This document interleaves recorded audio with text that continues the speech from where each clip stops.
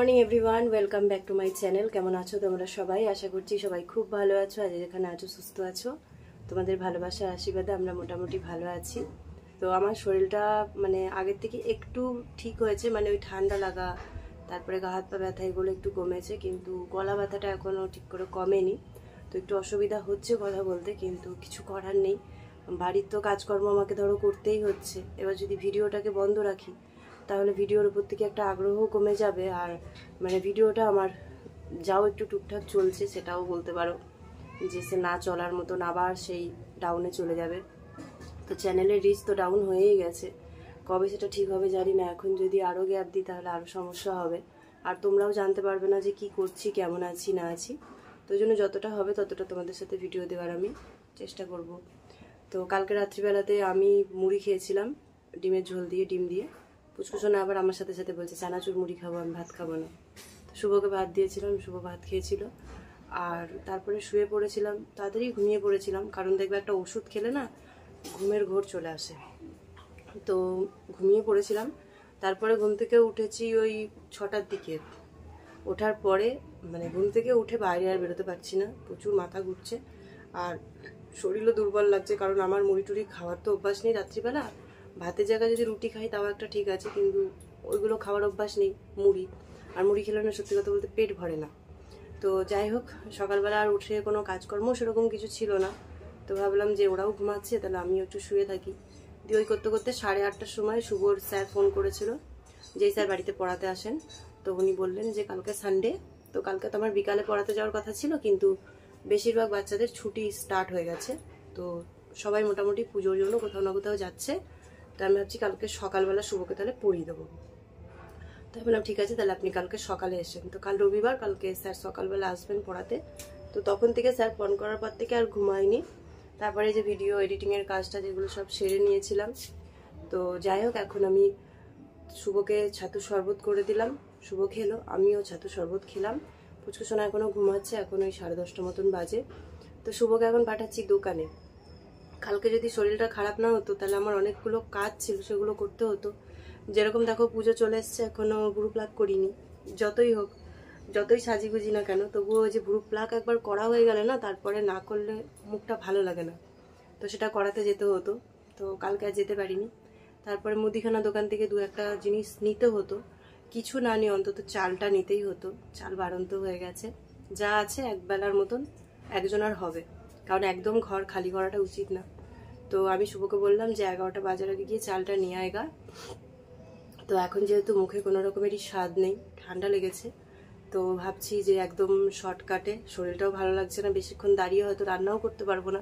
আর বাইরে প্রচুর রোদ, দেখো প্রচুর রোদ আর প্রচুর গরম। তো ভাবলাম যে তাড়াতাড়ি করে রান্না করতে পারবো সেরকম কিছু করে নি। তো ওই জন্য আজকে খিচুড়ি রান্না করব, খিচুড়ি আর তার সাথে পাঁপড় ভাজা কিংবা আলু ভাজা কিছু একটা করব, বা ডিমের অমলেট। তবে ডিমের অমলেটটা আমার এখন আর খেতে ভালো লাগে না, যেন মনে হয় ডিমে কোনো স্বাদই নেই। তার উপরে ডিম আনার পরে ফ্রিজে রাখা হয়, আরোই ভালো লাগে না খেতে। তো যাই হোক, কিছু একটা ভাজা করব। তো শুভকে এখন পাঠাচ্ছি, শুভকে আমি বলে আসলাম যে জামা কাপড়টা চেঞ্জ করে নে, তো তারপরে গিয়ে আমাকে শুধু চালটা এখন আপাতত এনে দে। তো ও যাবে, তো আসার পরে আমি রান্নাটা বসাবো। খিচুড়ি করতে বেশিক্ষণ লাগবে না, তাই স্নান টান করে নিয়ে পুজো দিয়ে তারপর আমি রান্নাটা বসিয়ে দেবো। তো যাই হোক, এই হচ্ছে এখন ব্যাপার। কিছু তো কাজকর্ম শেয়ার করতে পারছি না, দেখাতে পারছি না। তার মধ্যে ফোনের স্ট্যান্ডটাও আবার কালকের থেকে একটু সমস্যা করছে, কারণ ওটা তো খারাপ হয়েই গেছে। 2 দিন ভালো করে চলে, তো 3 দিনের দিন ঠিক করে চলে না। তো সেই কারণে আমি সকাল থেকে আর সেরকম কিছু কাজকর্মও করিনি, আর ভিডিও কিছু শ্যুটও করিনি। তো চলো এখন থেকে দেখি, যতটা পারবো তোমাদের সাথে শেয়ার করব ভিডিওটা। আর ভিডিওটা যদি তোমাদের ভালো লাগে অবশ্যই লাইক কমেন্ট করো, পরিবারের মধ্যে শেয়ার করতেই পারো যারা ব্লগ দেখতে ভালোবাসে। আর যারা নতুন এসছো আজকে আমার ভিডিওটাতে বা চ্যানেলটা দেখছো, অনেক কদিন ধরেই হয়তো ভিডিও দেখছো কিন্তু এখনো সাবস্ক্রাইব করোনি, তো সেই সব নতুন বন্ধুরা প্লিজ সাবস্ক্রাইব করে নিও। পুরনো বন্ধুদের মতন আমার পাশে থেকো, তাহলে আমার অনেকটা হেল্প হবে। তোমরা পাশে থাকলেই হবে, এর থেকে বেশি আমি আর কিছু চাই না। আর অবশ্যই কমেন্ট রেখেছেও, যাতে তোমাদের চ্যানেলেও আমি যেতে পারি।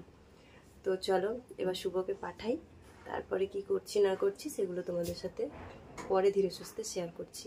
তো ভিডিওটা খুব ছোট হবে, ওই জন্য তোমরা কেউ স্কিপ করো না, সবাই একটুখানি পুরোটা দেখার চেষ্টা করো। তো চলো আবার পরে আসছি।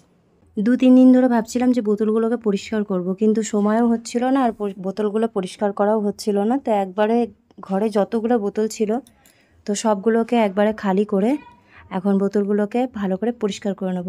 তো আমি তো বোতল পরিষ্কার করার পাউডার দিয়ে পরিষ্কার করি ভেতরটা, আর বাইরেটা যখন বোতলগুলোকে ভরবো তো তখন বাইরেটা স্কচ ব্রাইট দিয়ে ভালো করে বাসন মাজার সাবান দিয়ে পরিষ্কার করে নেব।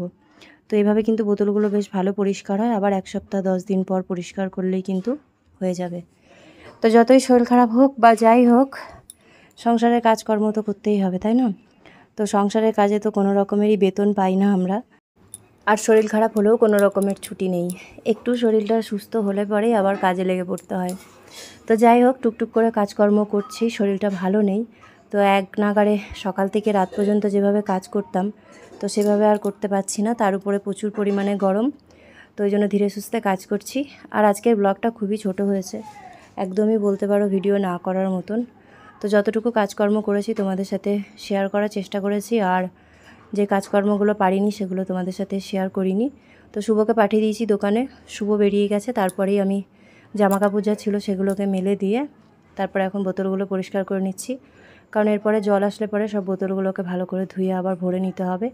খাওয়ার জলের বোতল বলতে মাত্র 2টো বোতল ভরা আছে, কারণ এই বোতলগুলো সব ছোট ছোট আর এগুলো খুব তাড়াতাড়ি নোংরা হয়। আর বড় যে স্প্রাইটের বোতলগুলো থাকে তো সেগুলো কমই ইউজ করি, সেগুলো একমাত্র যেদিন বোতল পরিষ্কার করি তো সেই দিনগুলো ভরে নিই এক্সট্রা জল ইউজ করার জন্য। তো শুভও চলে এসেছে দোকান থেকে, আর ওকে যা আনতে বলেছিলাম সেটা নিয়ে এসেছে। তো আনার মধ্যে শুধু ওকে 2 কেজি চাল আনতে বলেছিলাম, আর কিছু আনতে দিইনি। আর দোকানের খাতাটা রাখা ছিল, তো দোকানের খাতাটাও বললাম নিয়ে আসতে, কারণ মাস শেষ হতে চললো, হিসাবও করতে হবে। তো আমাকে জিজ্ঞাসা করছিল তুমি আর কিছু আনলে না, আর চাল এত কম আনলে। তো আর মাত্র 4-5টা দিন আছে, এই মাসটা পার হয়ে গেলেই তো আবার নতুন করে চালের বস্তা আনতে হবে, ওই জন্য বেশি করে আনলাম না, কারণ মাসের শেষে তো এই মাসের পুরো বিলটাই দিতে হবে, তাই না? তো ওই জন্য বললাম অল্প করে নিয়ে আসতে। সবাইকে দুর্গাপুজোর অনেক অনেক শুভেচ্ছা ও অভিনন্দন। তোমরা সবাই খুব ভালোভাবে পুজোর দিনটা কাটাও। আর আজকের থেকেই অনেকে ঠাকুর দেখতে বেরোবে, আর অনেকে তো ঠাকুর দেখতে বেরিয়েও গেছো, প্যান্ডেল দেখছো, তারপরে দূরে দূরে ঠাকুর দেখে আসছো, কারণ বেশিরভাগ মানুষই আজকাল বাড়ির সামনে ছাড়াও কিন্তু অনেক দূরে দূরে ঠাকুর দেখতে যায়। কিন্তু আমাদের তো আর হয় না, আমরা বাড়ির সামনেই 2-1টা মণ্ডপ আছে সেগুলো দিনের বেলাতে দেখি, আর তারপরে যেদিন ঠাকুর দেখতে যাব সেদিনকে আমাদের এখানে দাইহাটে যতটা সম্ভব ততটা আমরা ঘুরে দেখব। তো আগের দিন ব্রেড নিয়েছিলাম, যেদিন বাবার বাড়িতে গেছিলাম খাওয়া দাওয়া করতে রাত্রিবেলা। তো ব্রেডটা আমার বার করতে মনে নেই, গাড়ির ডিকিতেই ছিল। তো শুভ আজকে ডিকিটা খুলে দেখছে যে ব্রেডের প্যাকেটটা ভেতরে রাখা আছে। তো ব্রেডটার 28 তারিখ পর্যন্ত ডেট আছে, তো বললাম বার করে রাখ, এই 2 দিনের মধ্যে খেয়ে নিতে হবে, নাহলে আবার ডেট পার হয়ে যাবে। আর এই ব্রেডটা কোনোদিনও আনিনি, মিল্কি ব্রেড, এটা আমার বাবাও নিতে মানা করেছে। এটা বলছে খুব একটা শরীরের পক্ষে ভালো নয়, নর্মাল যে ব্রেডগুলো হয় তো সেইগুলো নিতে। তো শুভও তাই বললো যে এই ব্রেডগুলো আনবে না দ্বিতীয়বার, কারণ এই ব্রেডগুলো শরীরের পক্ষে ভালো না, গ্যাস অ্যাসিডিটি বেশি হয় এগুলোতে। তো যাই হোক, প্রথমবার নিয়ে এসেছি, জানা ছিল না। আর শুভ চালটা বের করে রাখলো, তো চালটা এখন আমি বালতিতে ঢেলে নেব। তার আগে চলো বোতলগুলো পরিষ্কার করে নিই।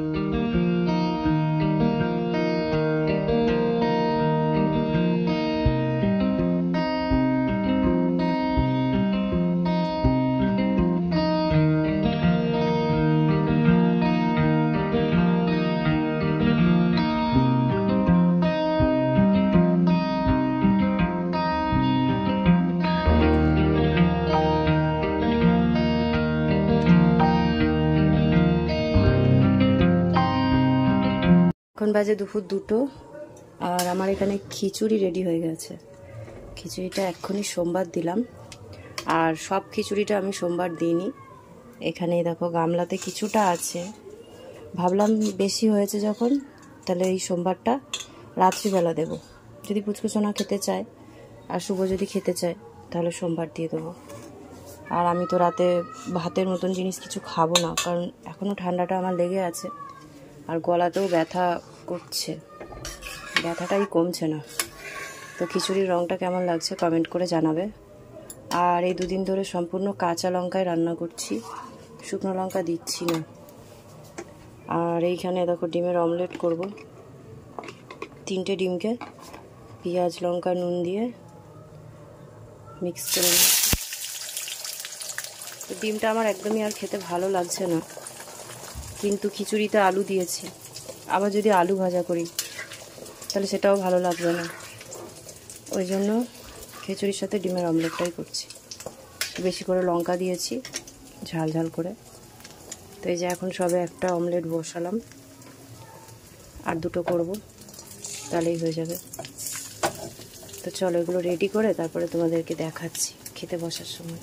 তো এরপরে খাবার নিয়ে চলে আসলাম পাকা ঘরে, আর 3 জনের জন্য থালার মধ্যে গরম গরম খিচুড়ি বেড়ে নিয়েছি, তার সাথে ডিমের অমলেট, আর উপর দিয়ে দিয়েছি অল্প করে ঘি, কারণ গরম গরম খিচুড়িতে ঘিটা বেশ ভালো লাগে আমাদের। আর কড়াইয়ের মধ্যে অল্প খিচুড়ি আছে, যদি কারোর প্রয়োজন পড়ে আমরা নিয়ে নেব। তো আজকের ব্লগটা জানি খুবই ছোট হয়েছে, আর একদমই ভিডিও না করার মতনই তোমাদেরকে ভিডিও দিয়েছি, কারণ শরীরটা একদমই ভালো নেই। তো আশা করছি তোমাদের ভিডিওটা একটু হলেও ভালো লাগবে। তো দেখা হবে তোমাদের সাথে নেক্সট ব্লগে। আজকের জন্য এই পর্যন্তই। সবাই ভালো থেকো, সুস্থ থেকো, সাবধানে থেকো, আর সবসময় নিজেদের খেয়াল রেখো। Take care, by.